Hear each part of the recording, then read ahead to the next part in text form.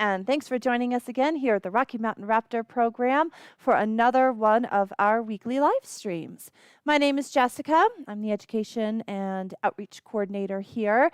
And it's May. It's actually Cinco de Mayo. So happy Cinco de Mayo if that's something that you celebrate. It's been a wonderfully beautiful day out around here. It's been sunny, a little bit of rain, and it feels like spring. And spring brings out some really interesting wildlife behavior. So for the month of May, we are diving into a look at one of the springtime wildlife phenomenons of migration. So every week this month, we're going to be bringing you some new content about migration in raptors to give you a chance to better understand this really interesting aspect of raptor life. It's a fascinating subject, migration is, and it can be pretty complex. It can go in a lot of different directions. So birds can migrate north, or they can migrate south. They can migrate east to west or west to east. They can even just migrate a little bit in elevation, from a high elevation to a low elevation, just kind of depending on what it is that they're looking for. Some people wonder what exactly drives migration. What's the reason? What's the point? Why do birds go to all this trouble in order to migrate? Would it possibly be because of the time of year? Could it possibly be because of a weather pattern or how much light is available in the day? What triggers it and tells an animal that it's time to go, that it's time to migrate? Well, there's a lot of research that has been done about migration, and today I'm going to share a little bit of what has been learned about why migration is done, not only in raptors, but actually in a lot of animals. Most animals do at least some little bit of migration. For example, some really fun statistics that I learned to share with you: the longest annual migration of any animal in the world is actually Arctic terns. So this bird actually travels from Greenland to the Antarctic. It does this really weird zigzaggy sort of pattern, and it'll go down annually and come back, making a round trip total of about 44,000 miles a year. That's a ridiculous distance to travel for an animal. Compare that, though, to the shortest migration of any bird, which is actually in Colorado. We have them. It's the blue grouse, which migrates a grand whopping total of about 200 feet. They're not interested in a lateral distance. They migrate in elevation. So they're migrating from a winter area of a pine forest further down into the woodlands so that they can have access to those fresh, young, tender leaves that are going to be down there. So migration can be big, it can be small, and it can be absolutely anything in between. But the bottom line is, migrating can take a lot of energy. And in some cases, it can take a lot of time. If you think about that Arctic tern, that distance that it has to travel from all the way north, Greenland, south to Antarctic, that's going to take a long time to make that journey.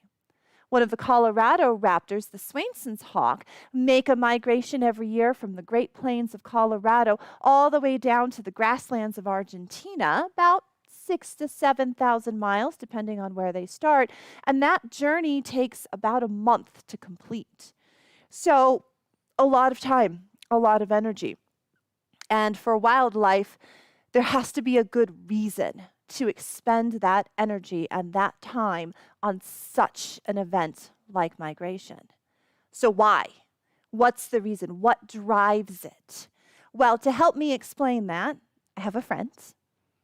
He is looking for snacks, so I have a bag of snacks down here that he wants. This is our turkey vulture.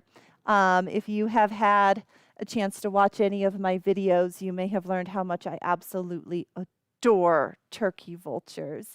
He is actually our oldest educational ambassador, around 35 years old or better. We don't really know for sure.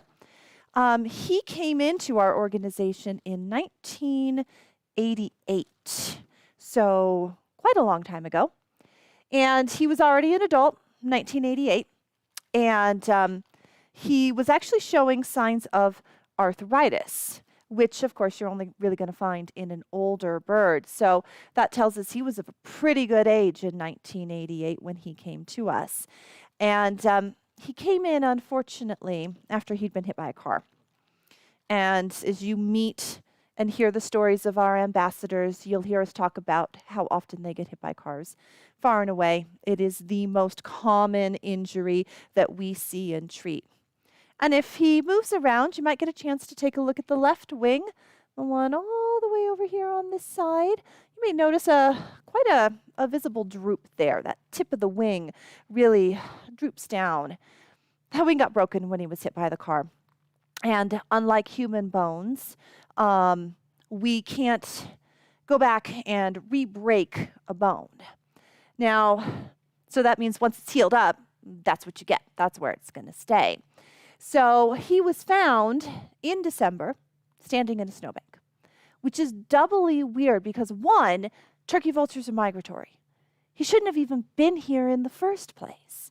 And two, the feet of turkey vultures, their circulation is just not really all that good. So why would he voluntarily be standing in a snowbank? Well, it wasn't voluntary. He, we suspect, had been hit by that car pretty early on in the summer, and the wing had gotten broken and it had healed up on his own. And he'd just been living the summer, walking everywhere, on the ground, scavenging. He was actually in really good health, really good flesh when he came into us. He was doing quite well, just scavenging things on the ground, because that's what turkey vultures do. They find things and that's what they eat. But then it snowed, and he couldn't fly away, and he couldn't get out of the snow. He just got bogged down and stuck in the snow. And that's when he was found, and our rescue team went out and collected him. Unfortunately, due to those cold temps and spending time in the snow, he did get frostbite on his feet, and so about half his toes are amputated. So he has some balance challenges. That's why he gets these big, wide, flat perches here, so he can balance nice and easy.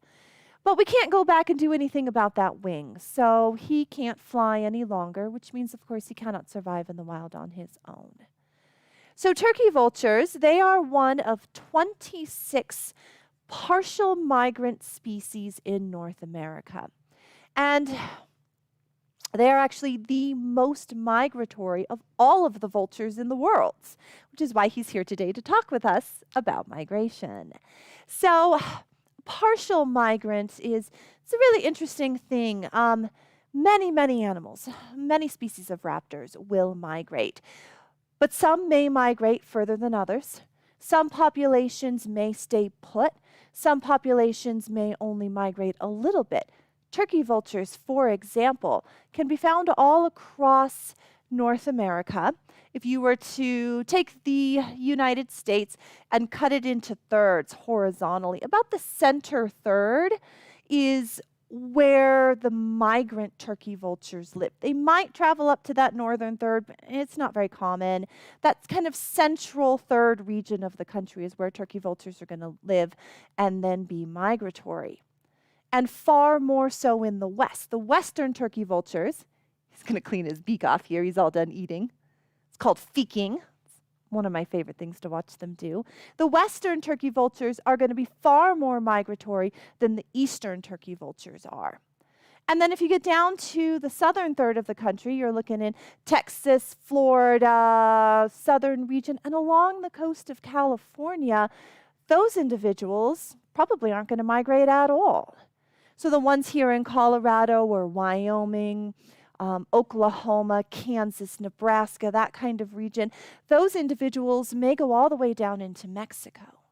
And so partial migrants mean the entire species as a whole, as a group. Some of them may migrate, some of them may not. And it's going to vary population to population as to where they're going to migrate. But why? What's driving it? What's a turkey vulture's reason for wanting to expend that energy to find a new place to live? Well, let's look at their natural history. They're scavengers. Turkey vultures don't hunt on their own. They lack those strong gripping feet of a hunting raptor, but they have an incredibly strong beak for dealing with already dead things. So being a scavenger, they're going to rely on things that are already dead. Well, think about when the weather gets colder. That stuff's going to freeze. And while their beaks are incredibly strong, there are limits to what it can do. And then snow comes in and buries over all of those dead things. And then they simply have no access to food. And so the migration is driven to find access to food. It's all about resources. It's all about finding the best way to survive in the wild, because unfortunately life in the wild is exceptionally difficult, and there's tons of challenges that animals face out in the world. And so finding a way to exploit a little niche, your own little unique area to survive, is what allows so many different species to thrive in such a small location. Let's take, for example, another pair of Colorado migrant species, Swainson's hawks and rough-legged hawks. Swainson's hawks are here in Colorado in the Great Plains in the summer. There's plenty of wonderful, nutritious food to raise their kids up and get them all fat and healthy. And then they migrate south to get away from the snow and the cold and have access to one of their all-time favoriteest foods, grasshoppers. They'll go all the way south to Argentina. Well, that space, that void left behind in the grasslands by that predator then gets filled by the rough-legged hawk coming down from the northern Arctic where the snow buries up its prey, so they have nothing to eat. They migrate south to fill that space left behind by the Swainson's hawks. Now, not all Swainson's hawks will migrate. Not all rough-legged hawks will migrate all the way down here. Some will stick up into Canada. Some will come down into the Great Plains of Colorado. But why wouldn't the Swainson's hawks stay and let the roughies come down? Or, what would happen if those Swainson's hawks didn't go south for the winter, but the rough-legged hawks did come in? There's not enough resources to support both. There's not enough space, not enough food. And so the Swainson's hawks, rather than trying to compete against the rough-legged hawks, say, you know what, there's plenty of resources for us in Argentina. We're going to go down there and go where it's warm. And then as the weather changes, the drive for breeding begins, that shuffle north starts to take place. So really the driving factors behind migrating have a lot to do with access to food and to avoid competition, to carve out that special niche where an animal can thrive its best.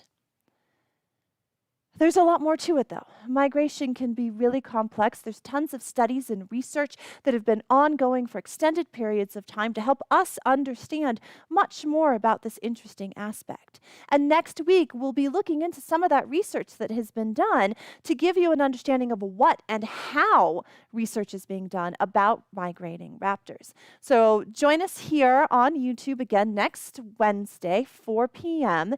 Remember to like and subscribe so you can get a notification if you miss it, and certainly go back and view any of our previous videos as well. But in the meantime, from me, from the Turkey Vulture, happy spring, and I hope you guys are enjoying all of our wonderful migrants that have returned from the winter. We'll see you next week.